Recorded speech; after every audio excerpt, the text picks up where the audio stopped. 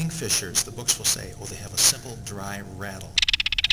But just listen to the subtleties in that rattle. Listen to sometimes they explode into the rattle. Sometimes they eat gently. Sometimes the rattle is ragged. Sometimes it's smooth. Sometimes the little pieces are in bits of 2s and 3s, and you hear these little segments. And we just assume, of course, it means nothing because they can't have emotional lives like we do.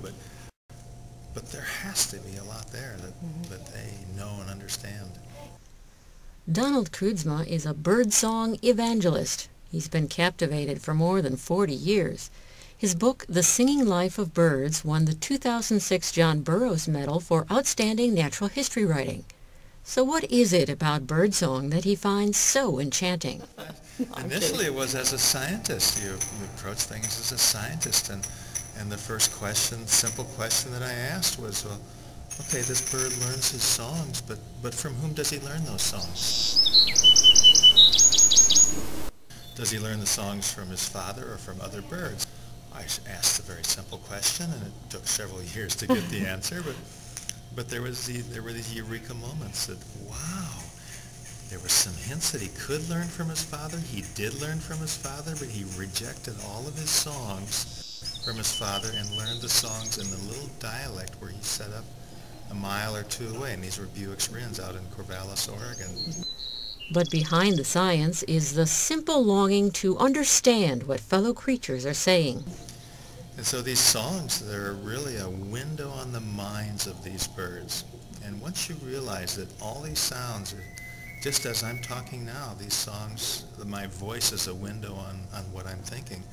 Every time a bird opens its bill and says something, it's a window on, I say it loosely, what it's thinking.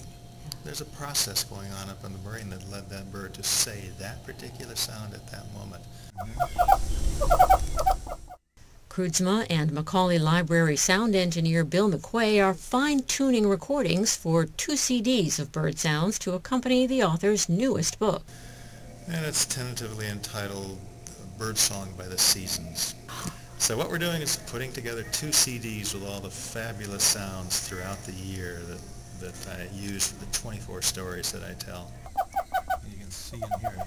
Despite his fascination with birds, Kroodsma has not given up on listening to his own species. My son and I bicycled across the country 5 years ago. We started in Virginia, and we went all the way to Oregon, 4,500 miles, and Virginia and Kentucky in May are just wonderful. But Virginia and Kentucky are also wonderful for listening to human voices, because you travel over the Appalachians and you hear all these dialects of the people. And so I have the most wonderful recordings, not only of bird dialects across the country, but people dialects, talking about birds. That's the next project. It's people voices, bird voices. I call it listening to our continent sing.